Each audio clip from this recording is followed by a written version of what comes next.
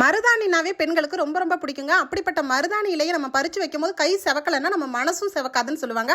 அந்த மாதிரி ஒரு சூப்பராக மருதாணி இலை, எப்பேற்பட்ட சிவக்காத மருதாணி இலையும் நான் சொல்கிறேன் இந்த ஒரு 4 பொருளை நச்சுன்னு சேர்த்து அரைச்சி பாருங்க, உங்கள் கை கோவாப்பழம் போல் செக்க செவேர்னு செவக்குங்க.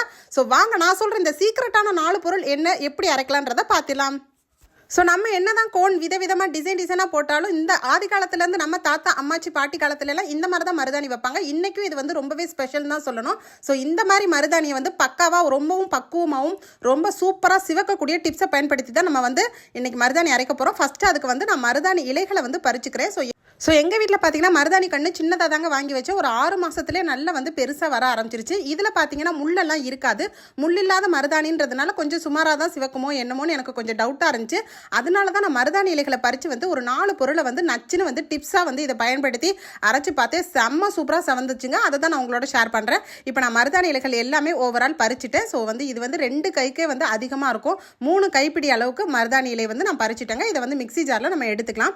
ஸோ நீங்கள் உடனே பறித்து உடனே அரைச்சி வச்சிங்கன்னா நல்ல ரிசல்ட் கிடைக்கும். ஸோ ஒரு நாள் 2 நாள் நீங்கள் ஃப்ரிட்ஜில் வச்சுட்டிங்கன்னா அதில் கொஞ்சம் கலர் வந்து மங்க ஆரம்பிச்சிடும். இப்போ இதில் வந்து சில காய்ந்த இலைகள் இருந்தாலும் நீங்கள் அதை வந்து கிளியர் பண்ணிக்கங்க.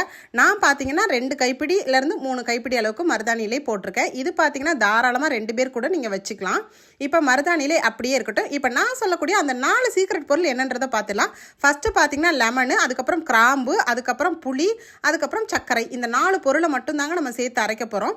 இது எல்லார் வீடுகள்லேயும் உங்களுக்கு இருக்கும். ஒரு நெல்லிக்காய் அளவுக்கு புளி இதில் சேர்த்துக்கலாம். இந்த புளி வந்து பார்த்தீங்கன்னா போடுறது மூலியமா நல்ல சிவப்பு கிடைக்கும். அதுக்கு வந்து கிராம்பு வந்து ஒரு 5-6 கிராம்பு சேர்த்துக்கலாம். இந்த கிராம்பும் நம்ம சேர்க்கும் போது நல்ல வந்து நிறம் வந்து நல்லா வந்து கிடைக்குங்க. இதில் நம்ம சக்கரை போடுறது எதுக்காக அப்படின்னா, சக்கரை போடும்போது பார்த்திங்கன்னா மருதாணி இலை வந்து கையிலே ஒட்டிக்கும். கீழே இந்த நம்ம மருதாணி இலை வந்து இப்படி வந்து வைக்கும் போது பார்த்திங்கன்னா டப்புன்னு கீழே உளுந்துரும். அந்த மாதிரிலாம் உழுகாமல் நல்லா இறுக்கி பிடிச்சிக்கும் பாகு மாதிரி சக்கரை. அதனால தான் சக்கரை சேர்க்குறோம்.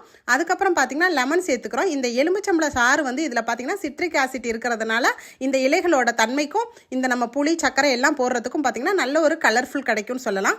அதனால தான் நம்ம ஒரு எலுமிச்சம்பழம் இதில் சேர்த்துருக்கோம். நான் சொல்லக்கூடிய இந்த 4 பொருளை மட்டும் நீங்கள் போட்டும் எப்பேற்பட்ட சிவக்காத மருதாணி இலை இருந்தால் கூட நீங்கள் ட்ரை பண்ணி பாருங்கள். ரொம்பவே உங்கள் கை செக்கச்செவேன்னு கோவப்பழம் போல் சிவக்குங்க. இப்போ நமக்கு லைட்டாக தண்ணி ஊற்றி கொஞ்சம் கொஞ்சமாக தண்ணி விட்டு அரைச்சி எடுத்துகிட்டு வந்துடலாம். நான் வந்து மிக்சியில் அரைக்கிறேன். ஏன்னா அம்மியில் அரைச்சோன்னா நம்ம 2 கையுமே செவந்துடும். அதனால் மிக்சியில் ஒரு ஸ்பூனை வச்சு அப்படியே கொஞ்சம் கொஞ்சமாக தண்ணி ஊற்றி அரைச்சி எடுத்துகிட்டு வந்துடலாம். இப்போ பாருங்கள் நல்லா வந்து நைஸாக அரைச்சாச்சுங்க. அரைச்சும் போது பார்த்திங்கன்னா நீங்கள் வந்து லைட்டாக ஒரு ஸ்பூனை வச்சு எடுத்து இந்த மாதிரி வலித்து ஒரு பவுலில் வந்து வச்சுக்கோங்க.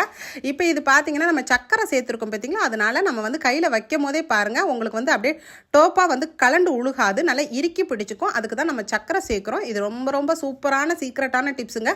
இது நம்ம வந்து மருதாணிக்கு பாகு காய்ச்சி செய்யும் போதும் பார்த்தீங்கன்னா அந்த லிக்யூடுக்கு சக்கரை சேர்ப்போம். அதே மாதிரி நீங்கள் இலைகள்லையும் சேர்க்கலாம். மருதாணி இலையோட சக்கரை சேர்க்கும் போது பாருங்க, நீங்கள் நைட்டு வச்சுட்டு காலையில் எடுத்தீங்கன்னா கூட ஒன்று கூட கீழே விழுவாதுங்க. அந்த மாதிரி வந்து கம் மாதிரி ஒட்டிக்கும். அதுக்காக தான் நம்ம வந்து இந்த சக்கரை சேர்க்குறோம்.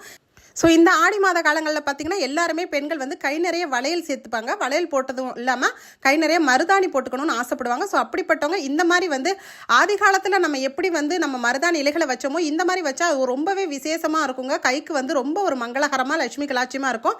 இது பார்த்திங்கன்னா ஃபெஸ்டிவல் டேஸில் வரலட்சுமி நோம்புக்கு எல்லாத்துக்குமே நீங்கள் வந்து யூஸ் பண்ணி இது வந்து பெண்களுக்கு வந்து தாராளமாக வந்து இந்த டிப்ஸை பயன்படுத்தி போட்டு பாருங்கள். போட்டு பார்க்கும்போது பாருங்கள் இந்த மாதிரி ஒரு சூப்பராக சிவக்கும். நான் ஒரு 3 மணி நேரம் தான் வச்சேன் பாருங்கள். அப்படி கோவப்பழம் போல் கை வந்து எனக்கு செம்ம செக்கச்செவேர்னு செவந்திருக்குது. இது ஸோ நான் இன்னைக்கு சொன்ன ஒரு சூப்பரான இந்த மருதாணி இலை டிப்ஸ் வீடியோ உங்களுக்கு பிடிச்சிருந்தா நம்ம வீடியோக்கு மறந்துடாமல் லைக் பண்ணிக்கோங்க. இந்த மாதிரி இன்ட்ரெஸ்டிங்கான வீடியோஸ் வேணால் நம்ம பேஜை தொடர்ந்து ஃபாலோ பண்ணிக்கோங்க. இந்த யூஸ்ஃபுல்லான வீடியோவை இப்போவே நிறைய ஷேர் பண்ணிக்கோங்க. தேங்க்யூ.